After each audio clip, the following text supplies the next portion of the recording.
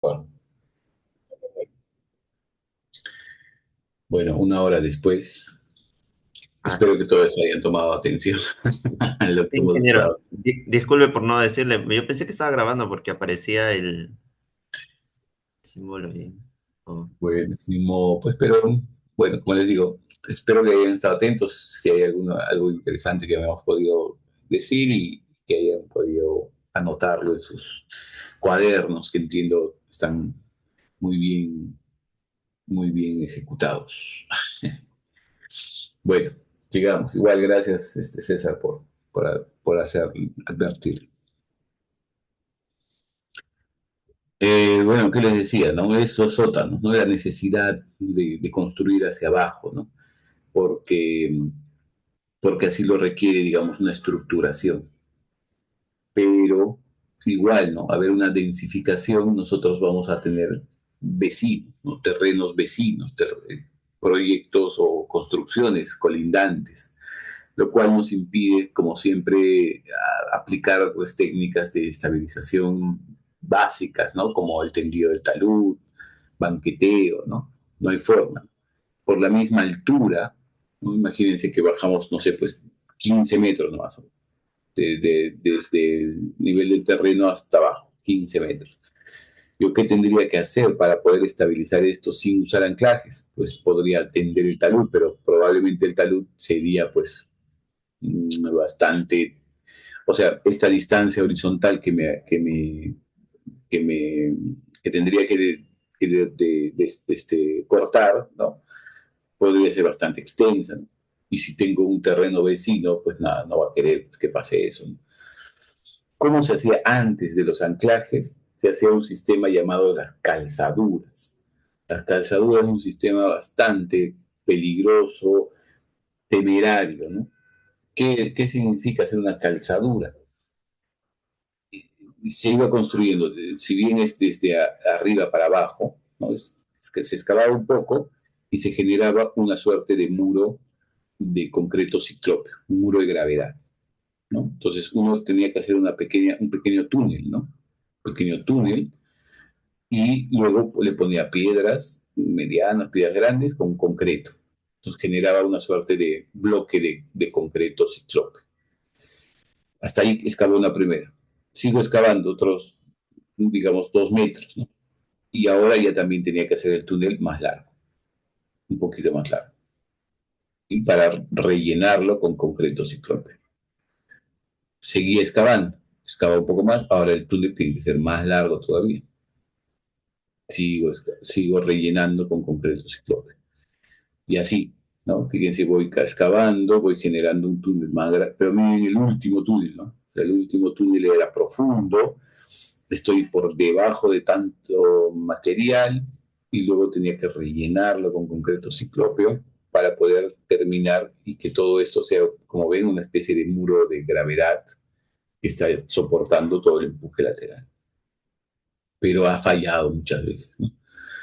Porque, como ven, el proceso constructivo es por partes, no se excava todo de una sola, ¿no? Porque eso puede generar pues un derrumbe, ¿no?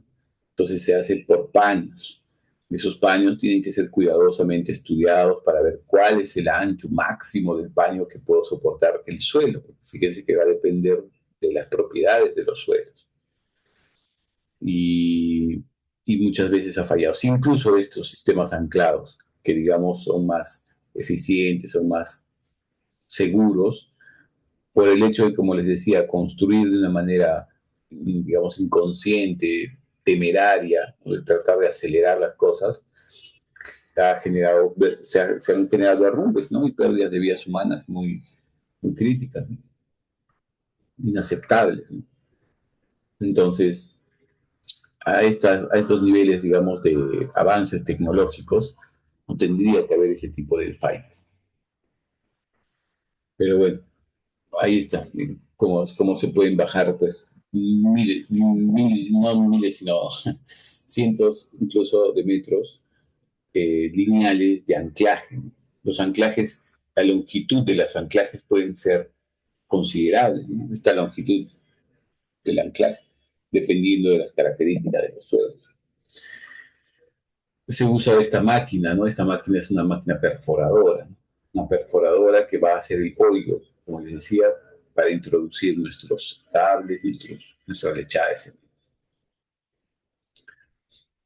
Y otros sistemas similares, ¿no? Estribos de puentes, etcétera. Acá vemos un detalle de lo que serían los componentes de los anclajes.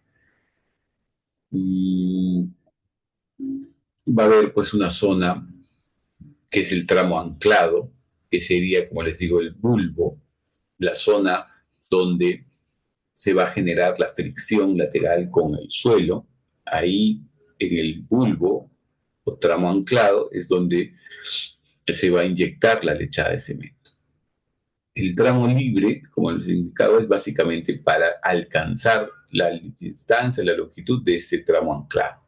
Superamos la zona de la superficie de falla y garantizamos de que el bulbo esté pues introducido en un suelo competente, fuera de la zona de desplazamiento, etc.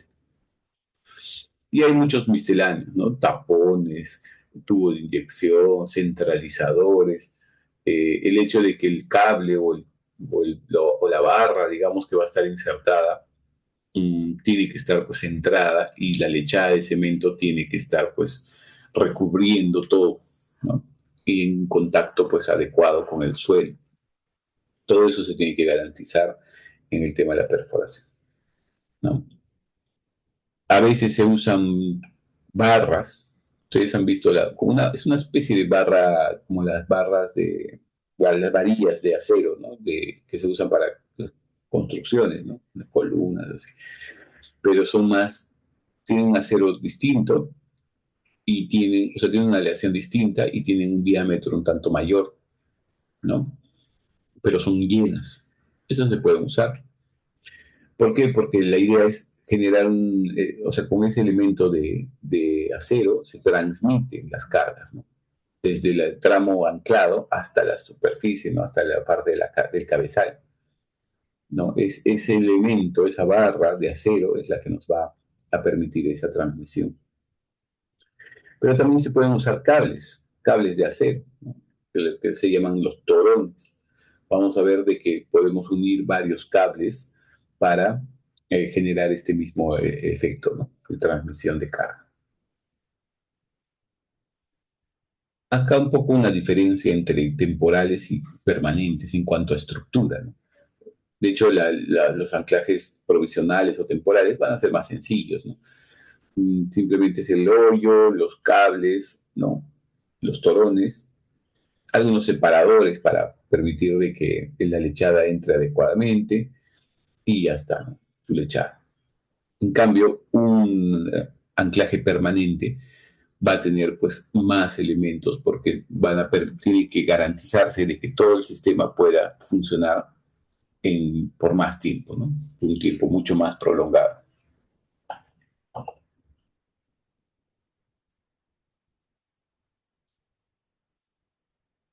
Claro, 38 metros de profundidad, ¿no? ¿Y has participado ahí o fuiste como que de visita, Diego?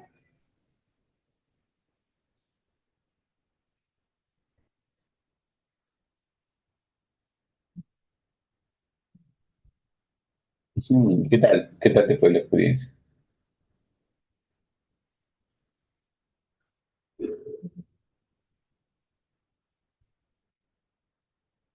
O sea, tú estabas en la parte mm, del equipo de construcción.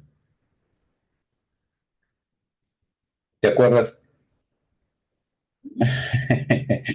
¿Y te acuerdas qué empresa era la que estaba instalando?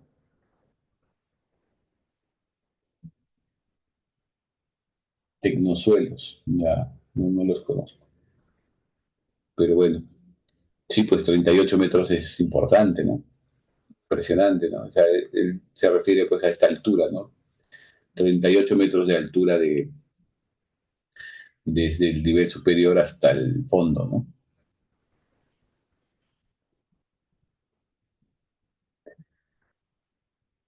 Lesan, claro, esos sí los conozco, son chilenos. Bueno, Eh, Vamos detallando entonces cada una de las partes y lo que implica, ¿no? Como les digo, la zona del bulbo o zona de anclaje vendría a ser una parte fundamental de un anclaje, porque es la que va a interactuar con el suelo, ¿no? Cuando nosotros generamos la tensión a ese anclaje, ¿dónde va a reaccionar el anclaje? ¿Dónde se va a generar resistencia? Es justamente alrededor del bulbo. Este bulbo está compuesto por lechada de cemento. O sea, la lechada de cemento es agua con cemento o a veces le ponen un poco de mortero, o sea, puede ser un poco de arena fina con cemento, ¿no? Y en relaciones de cemento-agua de 1.5 a 2, o sea, es una lechada bastante fluida. ¿Por qué? Porque justamente, imagínense, no sé si tengo una imagen por acá, acá, se hace el hoyo, ¿no es cierto? Se hace el hoyo hasta llegar a la longitud diseñada, que fíjense puede ser bastantes metros, ¿no? 15, 20 metros. Yo he visto anclajes de 60 metros de longitud. ¿Qué longitud tenían esos anclajes, Diego? ¿Te acuerdas? Podrían ser de 13, 15 metros, ¿no? Porque todo eso va a depender del tipo de suelo, ¿no? 20 metros, ¿no? Porque va a depender de la fuerza, vamos a ver cómo es el diseño, ¿no?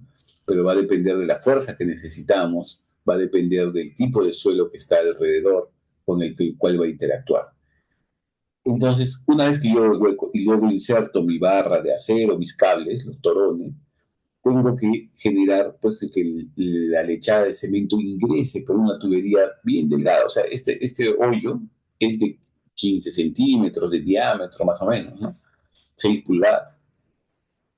Entonces, es un tubo, digamos, de alguna forma delgado, por el cual tiene que ingresar lechada hasta la longitud más profunda, ¿no? Que digamos son 20 metros, 25 metros, ¿no? Como les digo, yo he visto anclajes de 60 metros.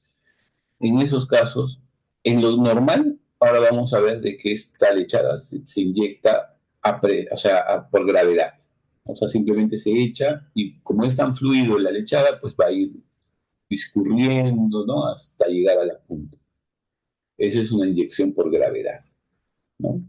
Pero sí, pues sí o sí tienen que tener pues relaciones de cemento-agua bien altas para que garantice esa fluidez. Incluso se le pueden poner pues algún aditivo a la lechada para que sean más fluidos todavía, ¿no? Y garantice de que esa lechada llegue a la parte, al fondo, digamos, ¿no? A la longitud máxima del anclaje.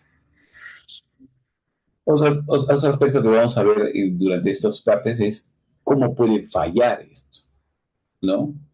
Entonces, la resistencia de la zona de anclaje va a estar definida por dos factores. Una es la adherencia entre la lechada y el acero. Fíjense acá en esta imagen, la A, se está viendo, ¿no? Una barra, esta es una barra de acero, que está interactuando con la lechada. Acá ya, obviamente, han desenterrado, ¿no es cierto?, un bulbo, ¿no? Y se está viendo cómo hay una adherencia entre la lechada y la barra. Hay una fricción. Y noten que la barra tiene incluso unas suerte de hendiduras que justamente es para generarle más fricción, más rugosidad. Cuando yo jale esta barra, la jale, digamos, como para generar la tensión, evidentemente va a haber una interacción entre la barra y la lechada. Podría ser tan fuerte la fuerza o tan débil esta. Imagínense que esta barra es una barra lisa, ¿no? No tiene mucha fricción. ¿Qué va a pasar? Si yo lo jalo muy fuerte, la barra se va a salir del bulbo, ¿no? Entonces ahí estaría habiendo una falla por adherencia entre lechada y acero. Y es otra, la adherencia entre el bulbo de anclaje y terreno, ya también es alrededor. Entonces, lo voy a graficar acá más o menos. Si nuestro bulbo es así, imagínense que tengo todo esto en mi bulbo, y acá adentro está la barra, ¿no? cuando yo le genero la fuerza acá de tensión, estoy como arrancando, ¿no? Estoy queriendo arrancar la barra del sistema, ¿no? La falla adherencia lechada a cero sería si yo este, traigo, digamos, la barra y el bulbo se queda ahí. ¿Dónde ha fallado? Ha fallado en la interacción entre barra y lechada, ¿no? En esta zona. A ver, en esta zona, ¿no? Ahí estaría fallando, ¿no? Ahí la resistencia no ha sido la adecuada entre estos dos componentes. Pero la otra sería entre el bulbo de anclaje y terreno, sería ya también entre el bulbo y el suelo, o sea, en esta parte de acá. Yo podría generar tal resistencia que arranco todo el bulbo y me quedo con algo como esto, ¿no? Fíjense que ahí se ha arrancado, digamos, todo. Bueno, obviamente acá se ha descubierto, ¿no? Se ha exhumado de pronto el bulbo, ¿no? Pero la resistencia entre el suelo y el bulbo, ahí es donde, digamos, estaría perdiendo si es que hay una falla entre el bulbo de anclaje y terreno. Fíjense que son dos tipos de fallas que podrían generarse en el bulbo. Y justamente la, del, la adherencia entre el bulbo de anclaje y terreno normalmente es la más desfavorable y la más crítica, ¿no? Porque ahí está interactuando la lechada y el suelo, ¿no? Y el suelo, de repente, digamos, puede ser una arena, puede ser una grava, puede ser arcilla, ¿no? Entonces va a depender justamente la resistencia ahí, en la adherencia, de ese tipo de suelo. Y vamos a ver que también depende un poco de la inyección, ¿no? De cómo inyectamos, pero va un poco por ahí. Bueno, justo hablando de inyección. Normalmente la inyección va a ser por gravedad.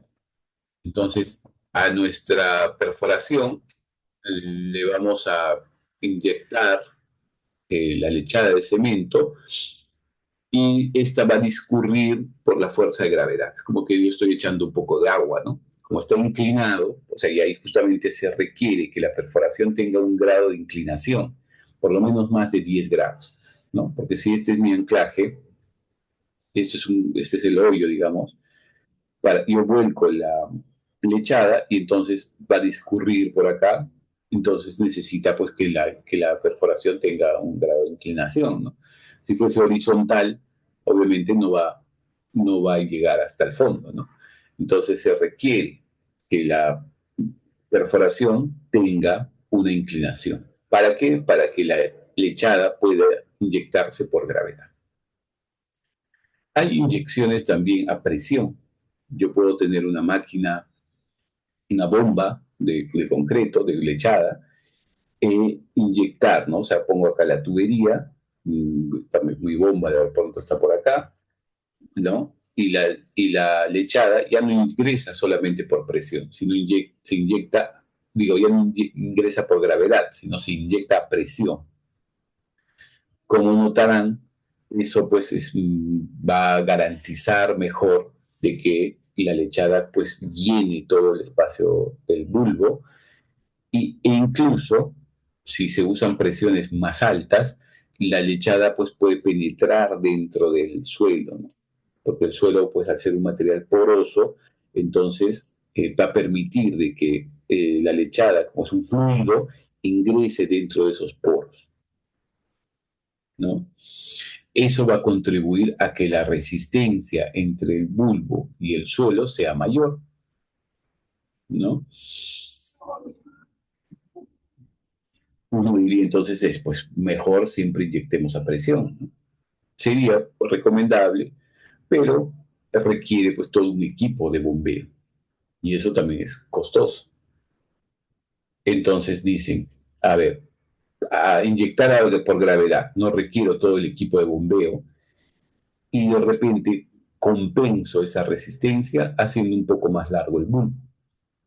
No podría ser un poco la lógica, ¿no?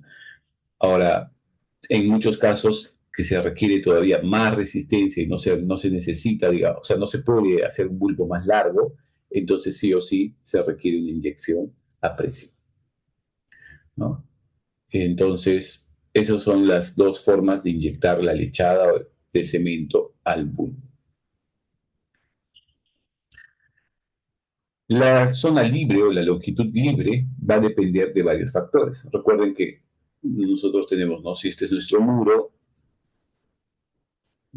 por ahí hemos definido que el bulbo tiene que tener una determinada longitud.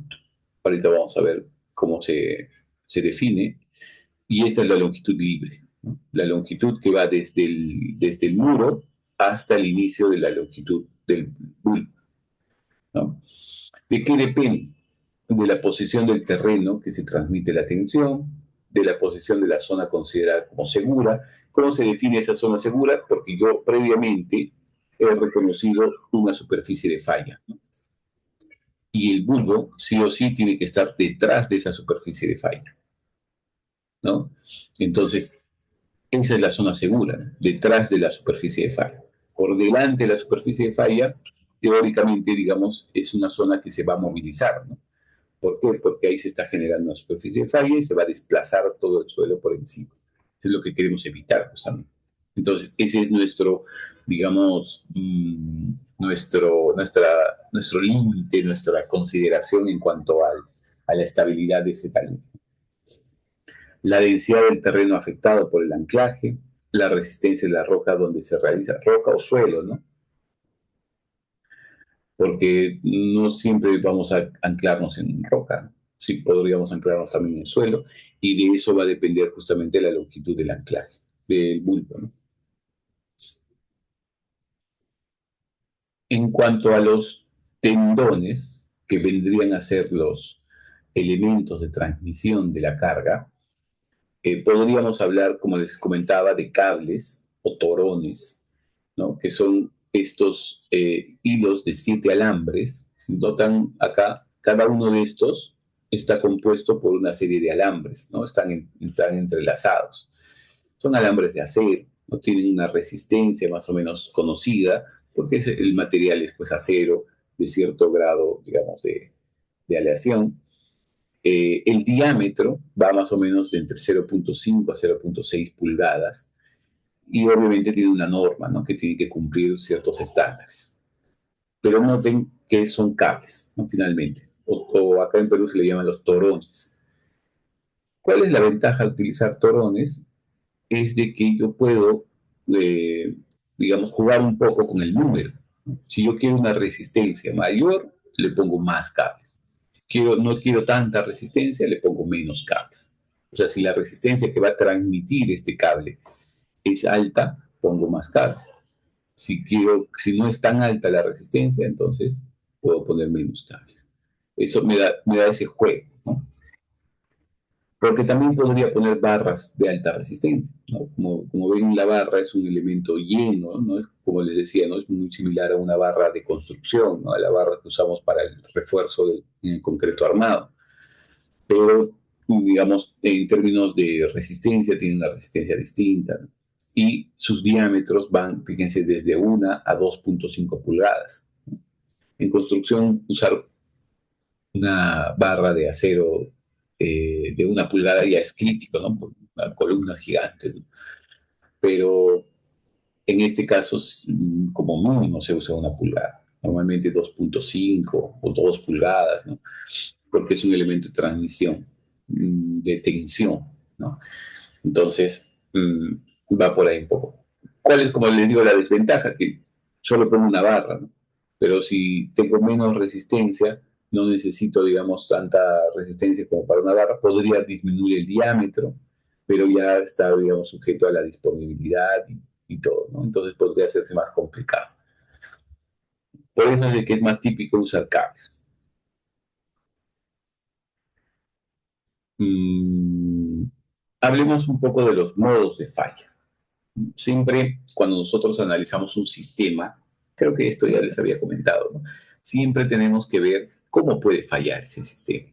Habíamos visto en muros de contención que el muro de contención puede fallar y decíamos, ¿no? Puede voltearse, puede deslizarse, puede fallar por capacidad de carga. Hemos analizado 3 modos de falla de un muro de contención. A eso todavía se sumaría por ejemplo, el análisis estructural, ¿no?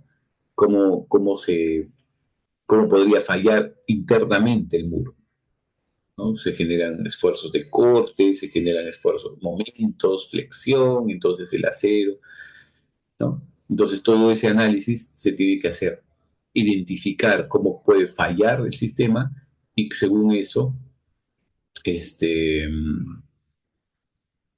analizar, ¿no? Si lo que yo estoy introduciendo puede resistir. Entonces, acá en el muro anclado también tenemos diferentes modos de falla. Hay más todavía. Fíjense, la falla del acero en el tendón. Si yo, como les había dicho, ¿no? Por alguna razón acá, ¿no? En vez de poner, no sé, pues 6 cables, solo pongo 3, ¿no? Y le aplico una resistencia a la tensión de tal forma de que se rompa ese tendón. Podría pasar, ¿no? No es típico, porque vamos a ver más adelante que hay situaciones más críticas, más desfavorables, o sea, más propensas a fallar, pero podría, ¿no? O sea, yo tengo que verificar de que el número de cables o el diámetro de la barra sea suficiente para que cuando yo le aplique la fuerza de tensión, este no se rompa. Es un modo de falla, podría romper. Podría pasar de que hay una falla en la masa del suelo. Si yo cuando le aplique la tensión, tal sería la tensión de que se generen esfuerzos y estos esfuerzos levanten al suelo, ¿no? Todo esto lo levante y por lo tanto se genera este tipo de deformación, de levantamiento en el suelo. Claramente esto va a ocurrir en los anclajes superiores, ¿no? El primer anclaje, el primer anillo de anclajes, ¿no? Que podría generar una deformación en la masa del suelo y pues dañar, digamos, a la estructura. Si acá había una zapata de repente, ¿no? De una vivienda colindante y acá hay otra zapata, qué le estamos haciendo a esta pobre vivienda, ¿no? Le estamos generando un asentamiento, un levantamiento diferencial, ¿no? O sea, obviamente se va a gritar, va a fallar y estamos en problemas. Recuerden que nosotros como constructores no podemos hacer ningún tipo de daño o afectación a nadie, ¿no? Menos pues a los vecinos. Y hay muchos proyectos que se han ido de bancarrota porque han hecho un daño al vecino tan grave que para poder resarcir, para poder indemnizar, pues han tenido que usar todos los recursos y ya no han tenido más dinero para poder construir. Entonces, tienen que tener mucho cuidado, pues siempre cuando construyen, de evitar pues algún tipo de daño al vecino, ¿no? Daños críticos, ¿no? Ya, pues, no sé, pues le cae una suciedad o se raja un poquito y se puede resolver, normal, pues hay siempre una coordinación. Pero si hay un daño estructural, ya estamos hablando de palabras mayores, ¿no? Otro tipo de falla sería la que les explicaba, ¿no? Entre el bulbo y el suelo, ¿no? Tal sería, digamos, la fuerza que nosotros impregnemos, que esta resistencia por fricción lateral del bulbo sea pues insuficiente y por lo tanto hay un arrancamiento del bulbo, digamos, en el sistema, ¿no? Eso es otro modo de falla. Todos estos modos de falla tienen que verificarse. Tienen que verificarse. ¿Cuál es la diferencia de la inyección? Ya, el IR bueno, no les he explicado sobre inyecciones repetitivas. Cuando nosotros hacemos una inyección, para volver acá, y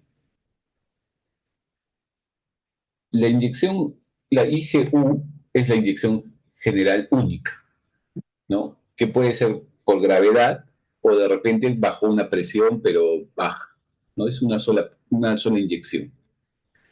Entonces, nosotros tenemos nuestra perforación, ¿no? Hemos hecho el hoyo, ¿no? Del anclaje, inyectamos. Inyección IGU es una inyección general única. Solo se hace una inyección que, como les digo, puede ser a presión, a una baja presión, o puede ser por gravedad. ¿Sí? Solamente se inyecta y se llena el bulbo hasta, digamos, donde se requiere. Ya está. Eso es lo que normalmente se hace. En cambio, una inyección repetitiva, la IR es una inyección repetitiva. Primero se hace una inyección, se llena, primero es una inyección primaria, y luego nuevamente se pone ahí típicamente se utiliza una barra hueca, ¿no? Se pone el sistema y a lo que ya estaba inyectado, incluso endurecido, se le vuelve a inyectar. Pero esa inyección ahora es con mucha más presión. ¿Para qué?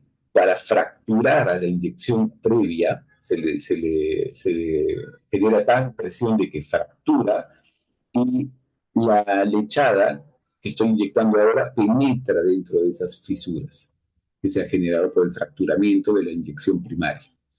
Entonces estoy generando no solamente una doble inyección, sino más bien una inserción de la lechada a presión por medio, o sea, entre las fracturas, entre las fisuras que he generado de la primera inyección. Eso nos va a dar una resistencia todavía más alta a la fricción lateral. Pero para llegar a esas presiones de inyección se requiere pues una bomba de inyección potente, ¿no? Y eso, o sea, ¿qué es lo que pasa? En el, Primero que en Lima se construyen, digamos, por decir fácilmente, el 98% de este tipo de trabajos de anclajes.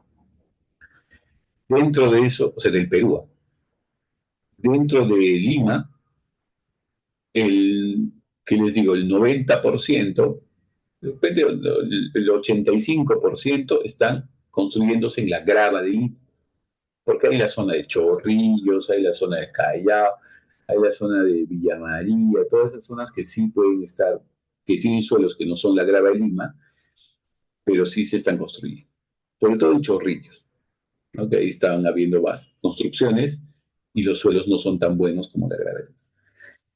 Pero el 85-90% es en la grava de Lima. Y la grava de Lima es un buen suelo. No sé si o sea, si eso es una bendición o una maldición. Porque el hecho de tener buen suelo justamente nos hace perder este tipo de soluciones que se realizan cuando el suelo es mal. ¿Por qué? Porque al ser buen suelo, basta con una inyección por gravedad, una longitud del bulbo, digamos, aceptable, razonable, y ya tengo la resistencia suficiente para estabilizar ese talón. Si fuese el suelo malo, y no tengo, digamos, mucha longitud de anclaje o la longitud de anclaje ya se hace, digamos, crítica, lo que puedo hacer es justamente esto, ganar más resistencia de otras formas. ¿Cómo sería una forma? Hacer una inyección repetitiva, ¿no? Entonces, al hacer inyección repetitiva voy a tener mayor resistencia a la fricción entre el bulbo y el suelo, y por lo tanto mi longitud de anclaje o mi longitud del bulbo no sería tan grande, o sería, digamos, razonable porque el suelo, digamos, no es tan bueno. No sé si me dejo entender. Entonces, no se hace mucho inyecciones repetitivas porque no es necesario, entre comillas, en la grava de Lima. Claro, más por la necesidad se hace, ¿no? Porque fíjense que esta falla depende del tipo de suelo. O sea, acá está interactuando el bulbo, está interactuando con el suelo. Si este suelo, digamos, es una grava, como la grava de Lima, una GP, es muy compatible con la lechada de cemento. Va a haber mucha fricción, va a haber mucha resistencia. Si fuese, digamos, si no tuviésemos la famosa grava de Lima, tendríamos, no sé, pues suelos como en México, ¿no? Todo en México son arcillas, ¿no? Blandas. Ahí creo que eh, no, ni siquiera usan anclajes, porque no es fácil. Ellos hacen otras técnicas, tipo top-down, muros tipo berlinés. O sea, hay otras técnicas que ellos aplican porque los anclajes no les sirven, por más inyección repetitiva que hagan. Entonces, tiene que ver mucho en del tipo de suelo con el que está interactuando el anclaje.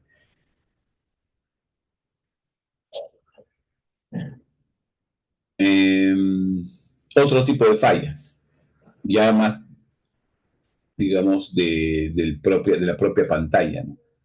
puede haber una falla entre el tendón y la lechada. Esa es la que habíamos visto, ¿no? La que yo estoy jalando el anclaje y lo que se arranca es la barra y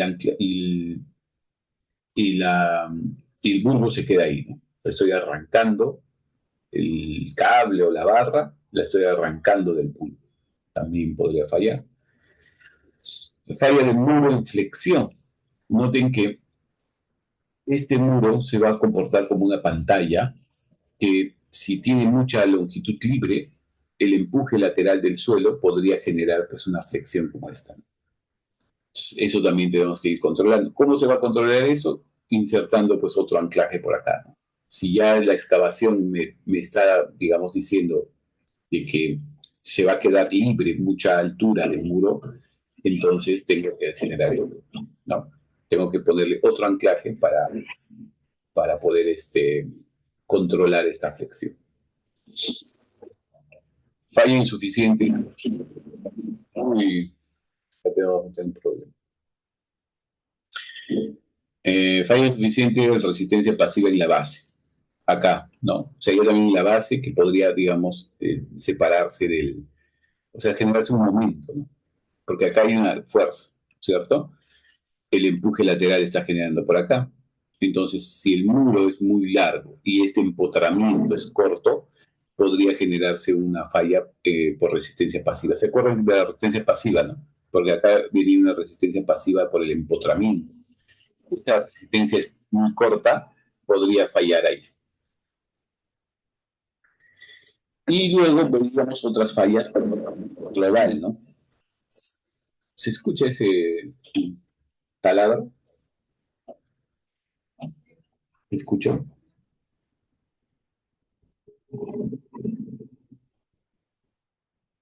Ahí.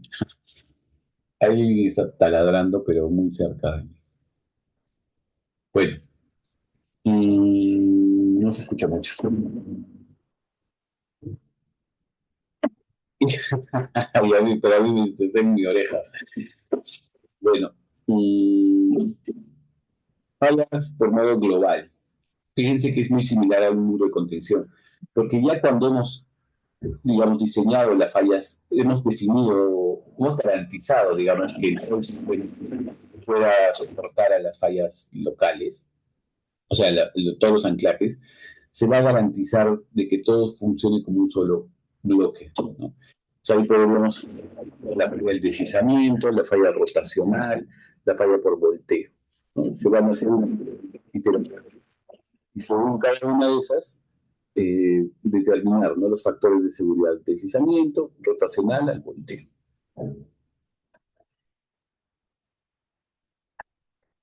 Hasta ahí, vamos a darnos un break, 10 minutos por favor, mientras esperamos que pase esto. 10 minutos por favor, nos damos un break.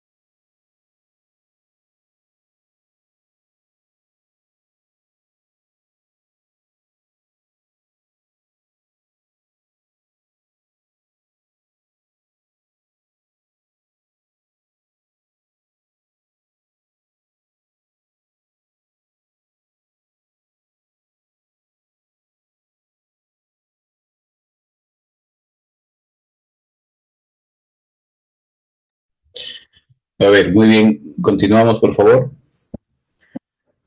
Avancemos. Sigue habiendo la bulla, pero espero que no sea tanta. Entonces, vamos a ver ya el diseño. Podemos ver dos tipos de diseños. Un muro anclado sin desplazamiento. Recuerden que cuando nosotros hablamos de empuje laterales, pensábamos en tres condiciones, ¿no? Condición activa, condición en reposo y condición pasiva. Además, tengan en cuenta de que la condición en reposo era aquella en la que no se generaba ningún tipo de desplazamiento lateral del suelo, una condición en equilibrio, una condición, digamos, como su nombre lo indica, en reposo, sin desplazamiento. En cambio, la condición activa era esa condición en la que sí se permitía cierto desplazamiento al suelo hasta llegar a esta condición activa, ¿no? Lo habíamos visto en un círculo de luz. En este caso, un muro anclado se puede diseñar sin desplazamiento, a sabiendas de que, digamos, hay algún tipo de estructura o algo que no requiera, pues, o sea, que no se permita que se desplace. ¿No? Yo no quiero que se desplace, porque si se desplaza yo puedo percibir de que puede, digamos, agrietar, se puede fallar de alguna forma. Por lo tanto, voy a ser más estricto en definir las fuerzas para evitar de ese desplazamiento, ¿no? Entonces, a ese método de análisis se le llama el Rigid 1 o Rigid 1, ¿no? Donde justamente el coeficiente de empuje lateral va a ser aquel definido o por el coeficiente en reposo o por el coeficiente de ranking activo modificado, ¿no? Es una condición activa movilizada. ¿Cómo generamos esta? Usando la fórmula de ranking para determinar el coeficiente de empuje activo, pero el ángulo de fricción, porque si se acuerdan ustedes, está definido por el ángulo de fricción, va a ser un ángulo de fricción movilizado, que sería básicamente un ángulo de fricción afectado por un factor de seguridad, generalmente 1.5. Entonces, vamos a tomar en cuenta, tenemos dos opciones, o usamos coeficiente de empuje en reposo o usamos el coeficiente activo movilizado, que va a estar en función de un ángulo de fricción aplicándole un factor de seguridad. El que me salga más crítico, ese es el que tomaría para el diseño, ¿no? Y con ese calculo, este TL, que es la carga total del empuje que debe soportar el sistema.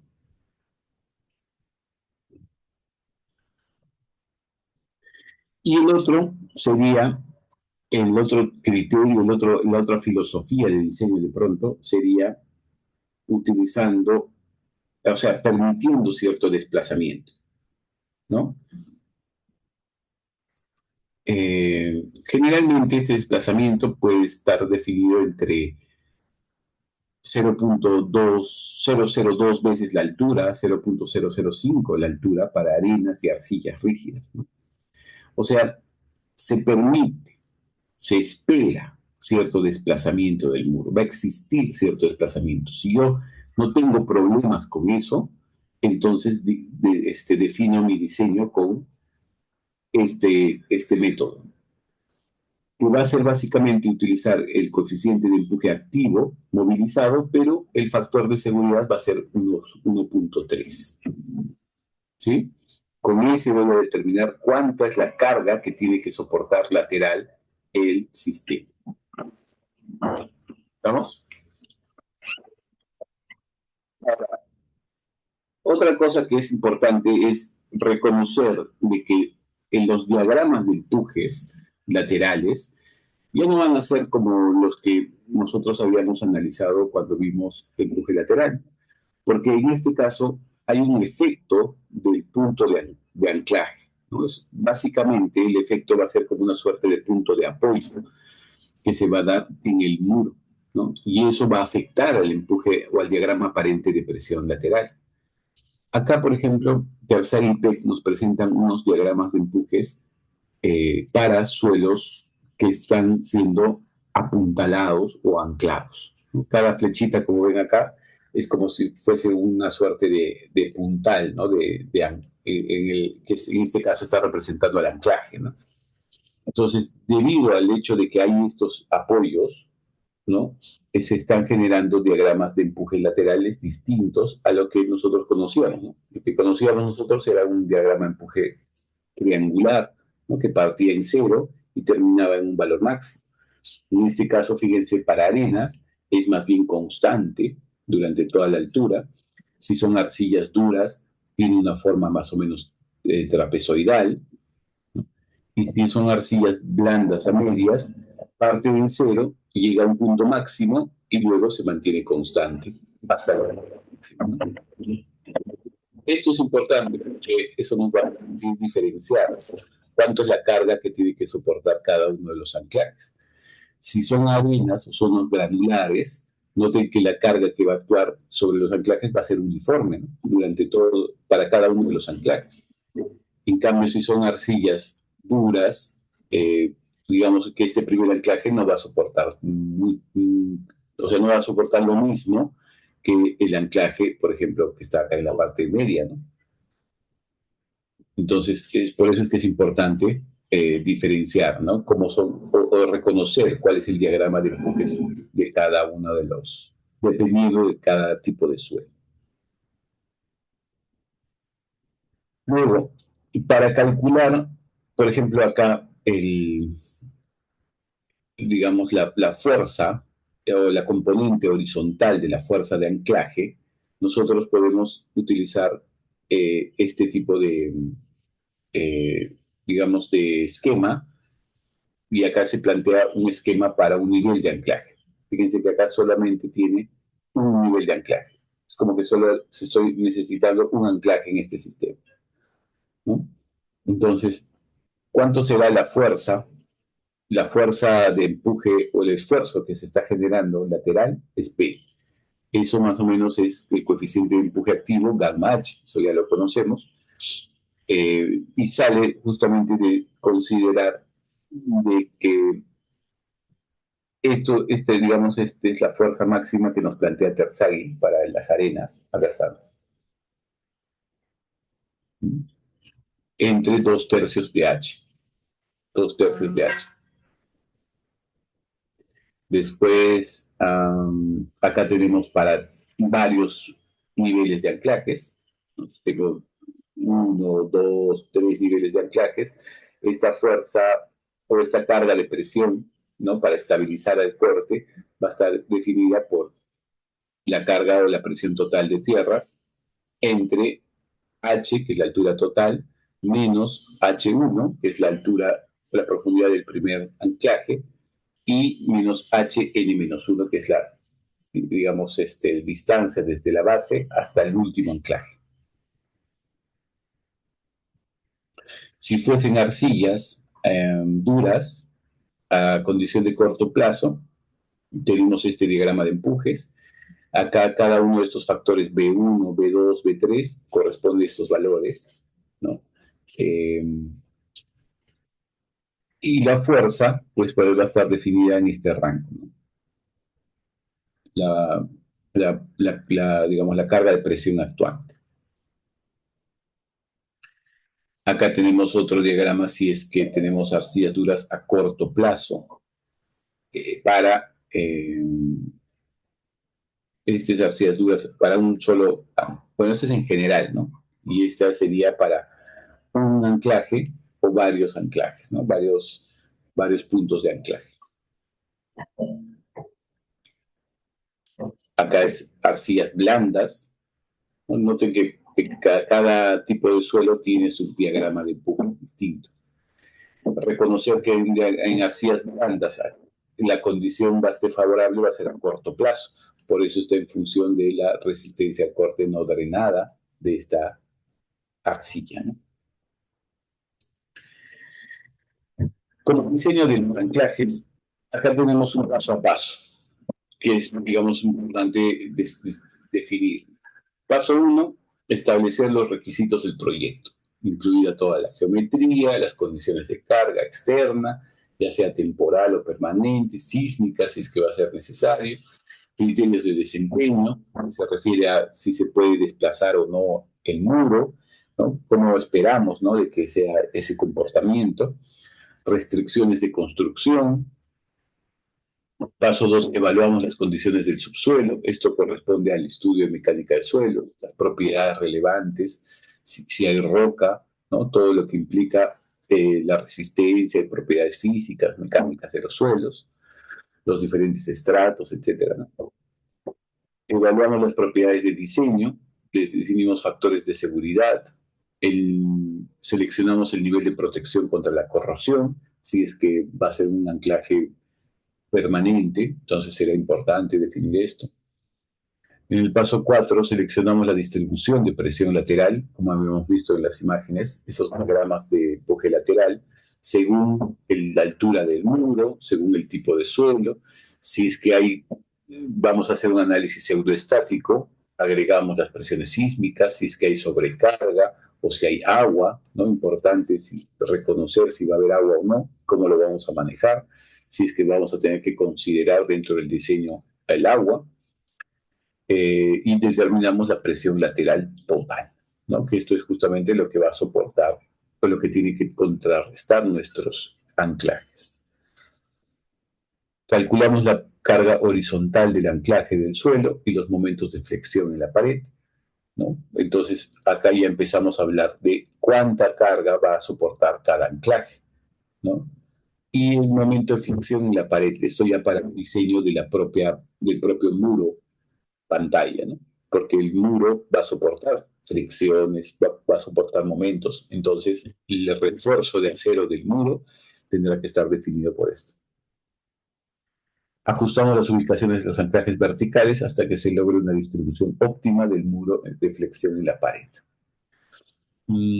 Paso 6, evaluamos la inclinación del anclaje, ¿no? Porque ahí tenemos no solamente el hecho de tener que inyectar, ¿no es cierto?, por gravedad la lechada, sino también puede estar en función de algunas limitaciones del derecho de paso, la propia ubicación de los, de los estratos de anclaje, ¿no? O sea, si por ahí el suelo, digamos, hay un suelo de relleno, entonces para no tener que anclarme en el relleno, puedo inclinar un poco más el anclaje y garantizar de que el bulbo va a estar pues en una zona de suelo adecuado, ¿no?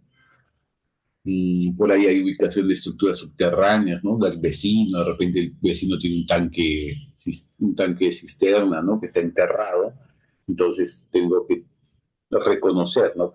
En la primera etapa, ¿no? El paso uno es reconocido todas las condiciones, criterios, restricciones de construcción, ¿no? En restricciones de construcción, ahí yo he tenido que identificar si es que hay algo enterrado en el vecino o si tiene sótano, ¿no? De repente el vecino tiene sótanos, pues obviamente no voy a poder generar ningún anclaje, ni sería necesario, ¿no? O sea, justamente esa evaluación que se hace. En el paso 7 resolvemos cada carga del anclaje horizontal en un componente de fuerza vertical y a lo largo del anclaje. De hecho, estas cargas que estamos determinando acá, fíjense que son horizontales, pero el anclaje tiene su inclinación.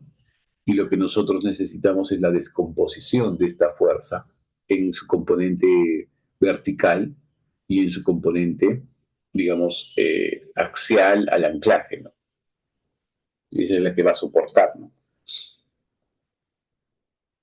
Evalúe el espacio horizontal de los anclajes según el tipo de muro, calcule las cargas de anclaje individuales. Entonces el espaciamiento horizontal va a estar definido por una suerte de área tributaria. Recuerden que cuando nosotros hacemos un análisis bidimensional, lo hacemos por un metro de ancho perpendicular al plano, ¿no? Eh, pero para definir el espaciamiento horizontal vamos a multiplicar, ¿no? Ya no es un metro, sino de repente es cada 2 metros, ¿no? Según el espaciamiento que podamos dar. Y esa carga tiene que ser asumida por el anclaje. Entonces se multiplicaría, ¿no? Ya no sería por un metro de ancho, sino sería por el ancho unitario, o sea, el área tributaria que estaría soportando cada anclaje. Seleccionamos el tipo de anclaje en cuanto a, digamos, número de torones, ¿no? La resistencia que podría tener. Evaluamos la capacidad vertical y lateral del muro debajo de la subrasante de la excavación. Esto es del muro, ¿no? si es que esa capacidad para sostenerse puede ser adecuada. Revisamos la sección del muro si es necesario. Evaluamos la estabilidad interna y externa del sistema anclado, con los modos de falla que hemos establecido. Revisamos la geometría del anclaje si fuese necesario. Si no pasa algún factor de seguridad, pues entonces tenemos que corregir, ¿no? La geometría o la longitud, digamos, todos son aspectos geométricos, ¿no? La longitud del bulbo, la longitud del anclaje, o sea, la longitud libre, el espaciamiento, etc. Estime los movimientos laterales máximos de la pared. Si nosotros estamos diseñando con un sistema que permite desplazamientos, hay que evaluar esos desplazamientos y los asentamientos que se puedan generar debido a esos movimientos laterales, ¿no? Y cuantificarlos de alguna forma, ¿no? Para ver si son aceptables o tolerables por la estructura vecina. Si no, entonces tenemos que revisar el diseño. Seleccionamos cobertura, largueros, sistemas de drenaje, algún dispositivo de conexión, ya son, digamos, detalles misceláneos. Entonces, vamos un poco al diseño, más explícitamente, ¿no? Vamos a diseñar, por ejemplo, las longitudes de las anclas, ¿no? De los anclajes. Recuerden que la longitud de los anclajes está definido por la longitud del libre más la longitud del bulbo. Esa sería la longitud total del anclaje. Toda esta longitud, que está definida por la longitud del bulbo y la longitud libre. ¿Cómo definimos la longitud libre? Noten que vamos a asumir primero una superficie de falla, una cuña. Esa cuña lo va a definir Rankine. Esa cuña va a estar orientada 45 grados más phi medios, pero es el phi movilizado. Recuerden que este phi movilizado es el phi entre un factor de seguridad. Digamos, esta línea de superficie de falla nos va a definir una longitud LL1 primero, ¿no? Luego, las recomendaciones nos dicen que el bulbo tiene que estar distanciado de esa cuña una distancia por lo menos X. Y X va a ser 1.5 como mínimo o 0.2 veces H. La H es la altura del muro. Entonces, fíjense que ya tengo el L1 más X sería mi longitud libre, ¿no? Es un tema, y el L1 es un tema geométrico, ¿no? Lo que podemos hacer acá es algo así. Tengo este triángulo, ¿no?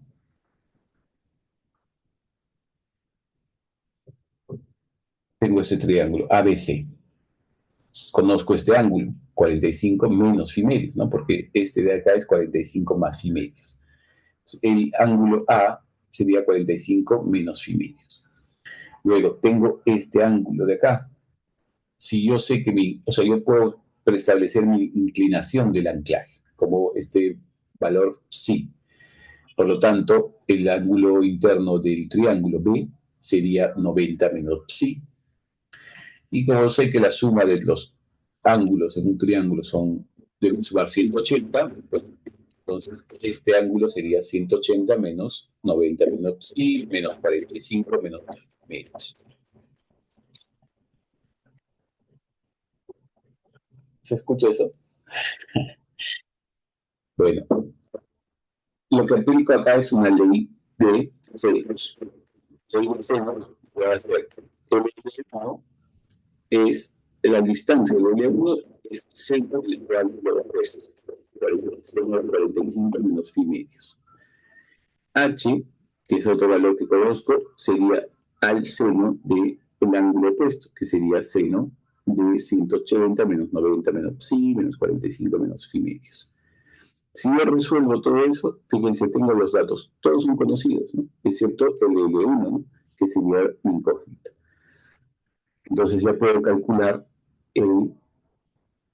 la longitud libre 1.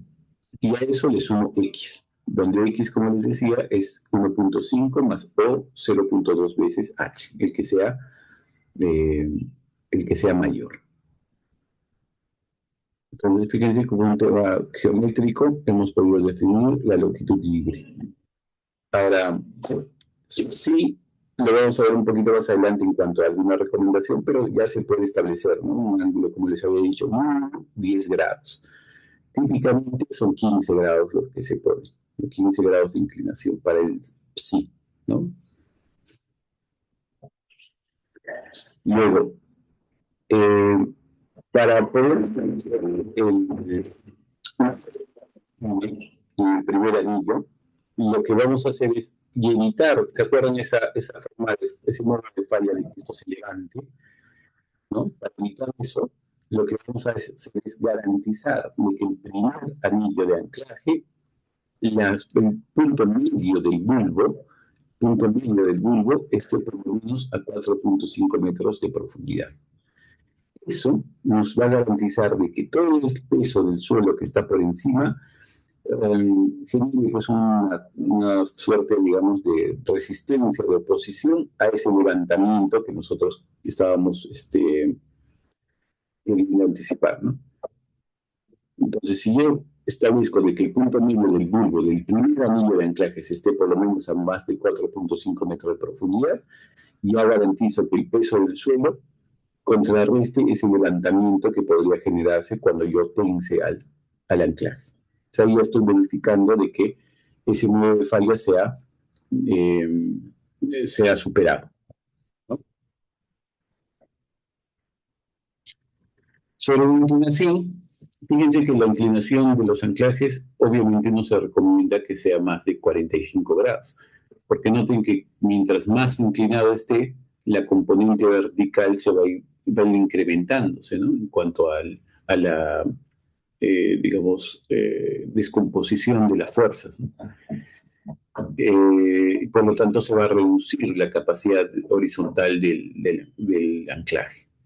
Lo que típicamente se hace es tener un ángulo entre 10 a 30 grados. Por lo menos 10 para garantizar la inyección por gravedad de la lechada y 30 máximo, pues ya por condiciones de alguna obra o algún tipo de restricción, ¿no? Que se pueda dar en el terreno lateral, ¿no? Como les decía, típicamente se pone un ángulo de 15 grados y con eso ha funcionado bastante bien. En cuanto al espaciamiento mínimo, de hecho, si se acuerdan en pilotes, nosotros hablábamos de una eficiencia, ¿no? Porque hay un principio de superposición de esfuerzos. Pero esto es fácil, digamos, de superar porque esto se va a dar en función al diámetro del bulbo. Si el diámetro del bulbo, digamos, es, no sé, pues 6 pulgadas, 15 centímetros, su interacción con el suelo alrededor, la generación de esfuerzos, va a estar de menos de 4 veces el diámetro del bulbo. Entonces, si nosotros garantizamos un espaciamiento vertical mayor a 4 veces el diámetro del bulbo, entonces vamos a garantizar de que no haya superposición de esfuerzos y por lo tanto cada anclaje esté comportándose de manera independiente, ¿no? No haya eh, digamos eso para garantizar, y esto en la práctica es sobrado, ¿no? Porque los anclajes se van a poner cada 2 metros, cada 3 metros, cada 4 metros, dependiendo del tipo de esfuerzo. En cuanto al espaciamiento horizontal, ¿no? Entre anclajes, ahí más la recomendación es de que sean mayores a 1,20, mayores a 1,20 m de espaciamiento.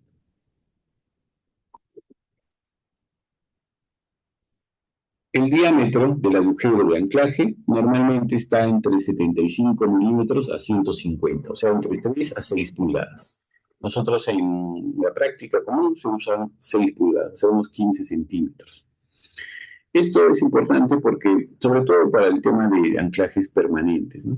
Porque hay que tener en cuenta de que, digamos, cuando quiera proteger contra la corrosión, el entubamiento, el agujero, va a influir pues esa elección del diámetro.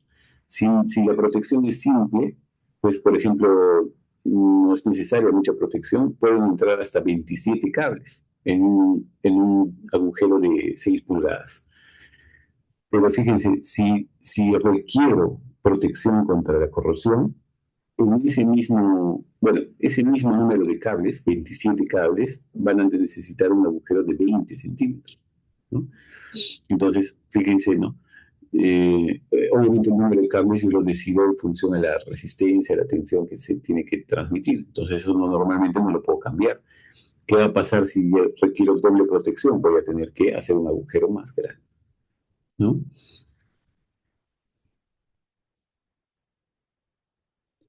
¿Cómo determino la fuerza en cada anclaje? Acá hay unas fórmulas. Todo esto está en el manual de la Federal Highway, ¿no? Hay un manual que nos indica el diseño, ¿no?, de los anclajes.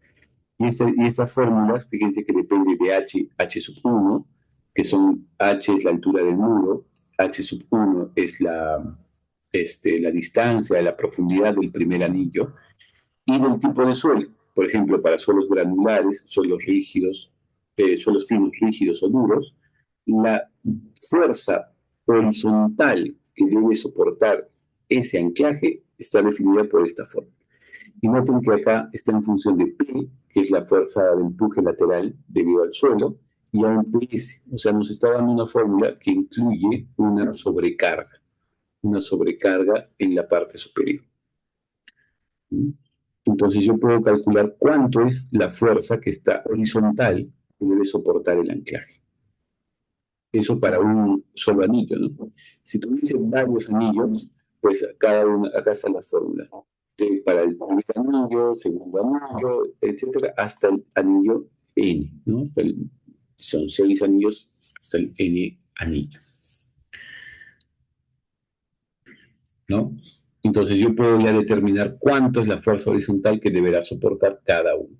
Pero noten nuevamente, ¿no? Está definido para un suelo granular, suelo finos, rígidos o duros.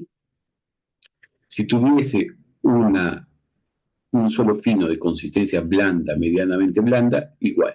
Nos dan las recomendaciones, las fórmulas para calcular cada una de las fuerzas para cada nivel de anclaje. Pero ese valor es un componente horizontal. Fíjense que son fuerzas horizontales. Y el anclaje es un anclaje inclinado. Yo necesito saber cuál es la fuerza en el sentido del anclaje, ¿no es cierto? A lo largo del anclaje. Entonces tengo que descomponer esa fuerza y luego descompongo simplemente por multiplicando, dividiendo entre el coseno del ángulo de inclinación, el ángulo de inclinación, y acá voy a aprovechar para multiplicar el espaciamiento horizontal. En otras palabras, estamos definiendo ya un su área de influencia.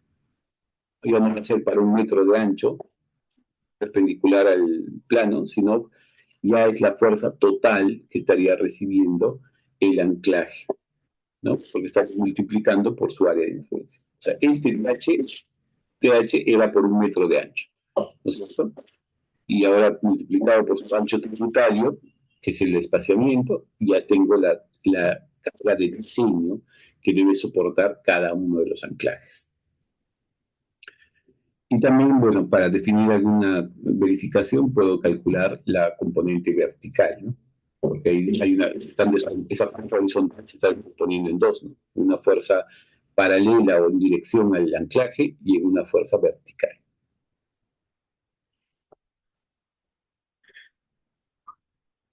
Y ya hemos definido entonces la resistencia de diseño, ¿no? La fuerza de diseño que debe soportar el anclaje. Ahora podemos definir la longitud del bulbo. La longitud del bulbo es sencillo porque, por eso les decía, si se acuerdan de la resistencia por fricción lateral de pilotes, tiene la misma lógica, ¿no? Es una resistencia por fricción, pero alrededor del bulbo. Entonces, yo puedo determinar esa fuerza máxima que puede soportar el bulbo, multiplicando la longitud del bulbo, la carga que está, digamos, la capacidad máxima de transferencia de carga del bulbo y un factor de seguridad. Ahora, esa capacidad de carga de transferencia es muy sensible al tipo de suelo. Noten que si es, por ejemplo, una mezcla de arena y arcilla de baja plasticidad, y está en una condición dura, esa capacidad de carga de transferencia es de 30 kilonewton por metro. Pero si tenemos una grava, por ejemplo, densa, esa capacidad de transferencia puede ser hasta 290 kilonewton por metro. Entonces recuerden, depende del tipo de suelo. Acá estamos verificando esa falla en el arrancamiento entre el bulbo y el suelo. Entonces, yo puedo despejar la longitud del bulbo, le pongo al Tmax como si fuese la carga de diseño, ¿no? Que habíamos calculado en el paso anterior, un factor de seguridad adecuado, de repente 2 o 1.5, y la carga última de transferencia que depende de la persona. Esto yo lo obtengo de estas tablas, porque hay tablas referenciales. Como ven, según el tipo de suelo, incluso su valor del NSPT, me pueden dar tablas que me van a correlacionar, ¿no?, a esta resistencia en función al tipo de suelo. En la norma hay otra tabla. ¿Por qué? Porque estamos en una etapa de diseño, ¿no es cierto? Nosotros vamos a estimar. Ahora, obviamente este valor surge de un ensayo de arrancamiento que se le hacen a los anclajes, ¿no? Lo ideal sería hacer un ensayo de arrancamiento en el proyecto, ¿no? Y de exactamente cuánto es este valor, ¿no? Pero eso es muy difícil, ¿no? Eso más sería como para verificar algo, ¿no? Porque nosotros ahorita estamos en una etapa de diseño, no se ha empezado todavía a construir. Entonces tenemos que estimarlo mediante una tabla. Por eso es que le digo que hay que ser bien cuidadoso porque es muy sensible este valor, ¿no? Si bien vamos a aplicar un factor de seguridad, entonces igual tenemos que tener mucho cuidado. Entonces ahí con eso defino la longitud del bulbo correcta. Por lo tanto, la longitud total del anclaje vendría a ser la longitud libre más la longitud del bulbo. ¿Mm? Acá hay unas precisiones un poco para definir bien esa resistencia para suelos granulares y para suelos finos de baja, inyectados a presiones bajas y a presiones intermedias y a altas presiones, ¿no? Ahí ustedes lo van leyendo. A ver, un segundito, por favor.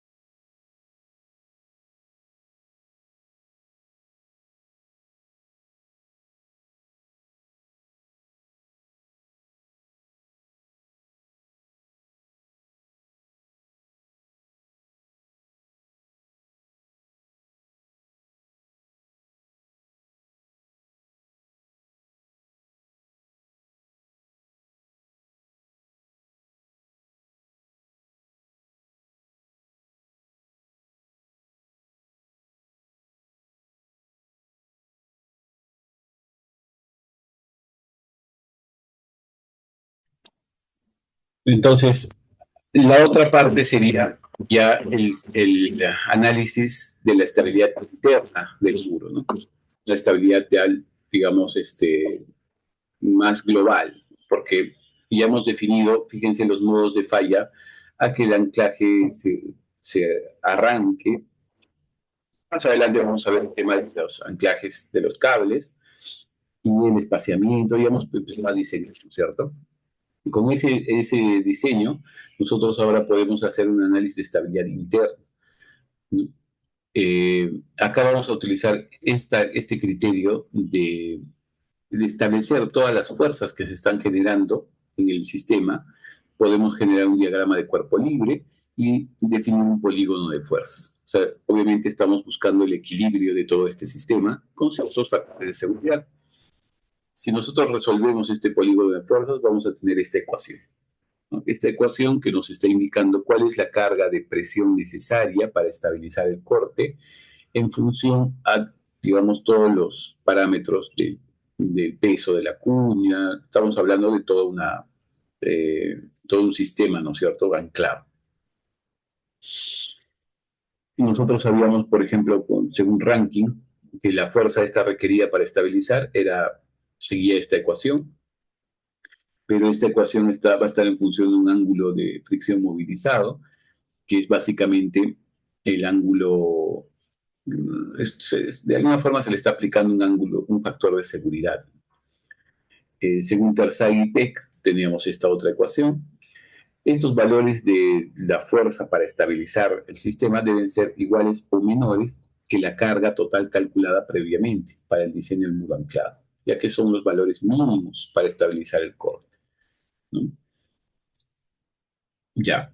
Ahora, en cuanto al diseño de barras, tablas o torones, como les decía, nosotros tenemos que garantizar de que el acero que le estamos poniendo sea mayor, o sea, la resistencia sea mayor a la carga de diseño. Pero no solo, pero fíjate que se le está aplicando un factor de seguridad aparte, porque solo vamos a utilizar el 60% de la resistencia mínima a la tensión del acero, ¿no?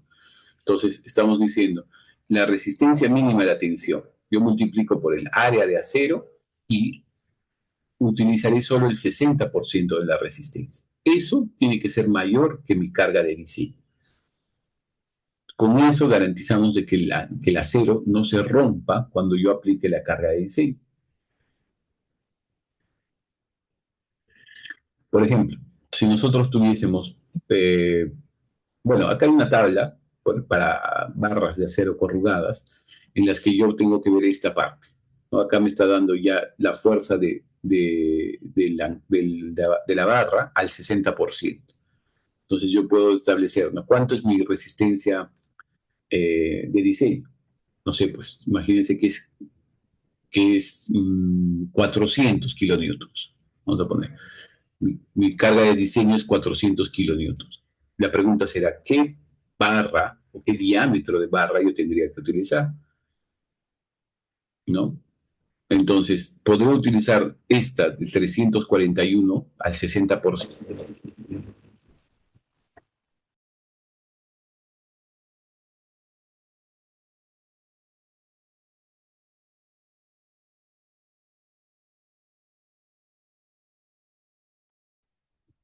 Ahora sí nos arruinaron con todo. Bueno, podemos utilizar esta de 341. Entonces,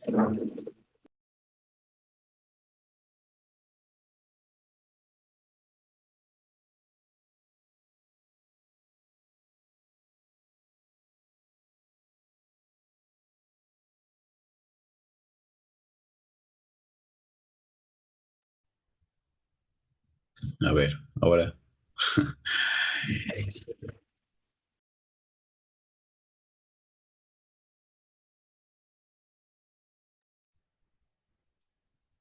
si es 341, la resistencia no puedo, porque 341 es menor que 400.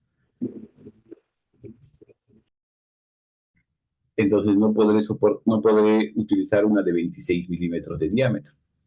La siguiente, 501. Ahora sí, ¿no?, 501 al 60% sí es mayor que mi carga de diseño, que es 400. Entonces mi diámetro nominal de la barra que podría usar sería de 32 milímetros, ¿no? Eso es un poco cómo se maneja. Siempre la carga, o sea, la resistencia del acero, de todo, debe ser mayor el 70%, ¿no? El 60% tiene que ser mayor que mi carga de diseño. Ahí estoy garantizando que el acero no se rompa.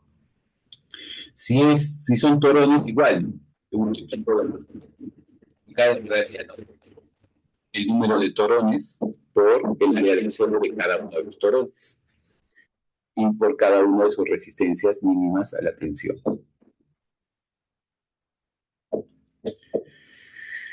Bueno, en vista de que estamos un poco complicados con la situación, esta parte ya es la estimación del preesfuerzo de anclaje, ¿no? Cómo se determina la carga de bloqueo, ¿no? Porque cuando vamos a tensionar, recuerden que el anclaje hay que tensionarlo, ¿no? Hay que hacer un preesfuerzo. ¿Cómo determinamos ese preesfuerzo? Si son temporales, es sencillo. El tema son cuando son anclajes, o sea, si son temporales, la carga de diseño.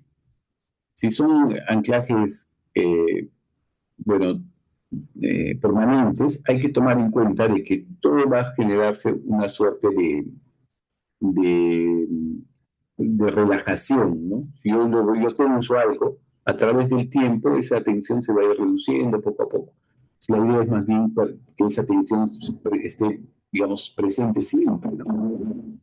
Eso se va a garantizar, o sea, eso se va a corregir de alguna forma incrementando, el, eh, incrementando la fuerza. O sea, es algo así como que yo necesito tensionarlo 100 kilonewtons, pero sé que con el tiempo puede reducirse a 20 kilonewtons.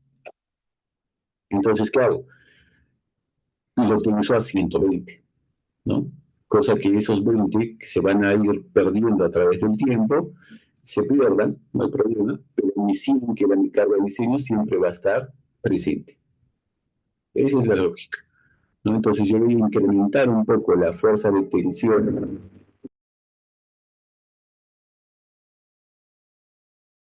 para justamente garantizar de que la fuerza del diseño esté presente durante todo el tiempo de trabajo, digamos, del anclaje. Y luego estaba el ejemplo, ¿no? Acá van a tener ustedes un ejemplo bien detallado de cómo se diseña todo el proceso de los anclajes. Lo que les he explicado antes, ¿no? Y hay unas informaciones. Entonces, si lo necesitan, digamos, si en algún caso, digamos, ya de uso profesional, pueden entrar a estas diapositivas para que puedan, digamos, seguir el proceso de diseño de los anclajes. Ya, obviamente, desde un ámbito práctico, ¿no? Porque la base teórica, digamos, es un poco lo que hemos visto. Y en todo caso, hay que repasar todo esto, lo que les he explicado, en teoría, para el examen final, ¿no? Que sí o sí, digamos, entraría dentro del ámbito teórico, conceptual. ¿Estamos? No sé si tienen alguna pregunta, algo que quisieran que les explique.